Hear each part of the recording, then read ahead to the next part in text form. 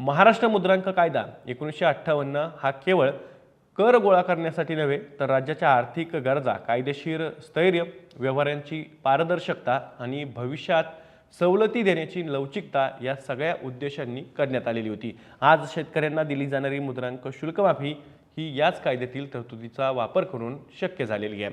आता राज्य सरकारने घेतलेल्या निर्णयाचा फायदा काय तर मुद्रांक शुल्क माफी, तारण किंवा तारण गहाण हमीपत्र, गहाणखत प्रतिभूती बंधपत्र, गहाणखत, गहाणाचे सूचनापत्र, घोषणापत्र किंवा त्याला संलग्न असलेल्या कोणत्याही कायदेशीर व्यवहाराला लागू राहणार आहे। म्हणजेच कर्ज घेताना किंवा कर्ज नोंदणी करताना शेतकऱ्यांवर पडणारा अतिरिक्त आर्थिक भार आता पूर्णतः दूर होणार आहे। शेतकऱ्यांना पीक घेण्यासाठी वारंवार कर्ज घ्यावं लागतं। बियाणं, खत, औषध, सिंचन, मजुरीसाठी लागणारा खर्च वाढत असताना प्रत्येक वेळी मुद्रांक शुल्क भरणं अनेकांसाठी जड ठरतं आणि त्यामुळे या सवलतीमुळे शेतकऱ्यांना बँक आणि सहकारी संस्थांकडून कर्ज घेणं तुलनेनं सोपं होईल आणि खाजगी सावकारांवर अवलंबित्व काही प्रमाणात कमी होण्याची शक्यता सुद्धा व्यक्त केली जाते। पण याआधी राज्यात 1,60,000 रुपयांपर्यंतच्या व्यवहारांवर मुद्रांक शुल्क माफी दिली जात होती। या सवलतीची घोषणा तत्कालीन मुख्यमंत्री एकनाथ शिंदे यांनी 16 मार्च 2024 रोजी बीड येथे झालेल्या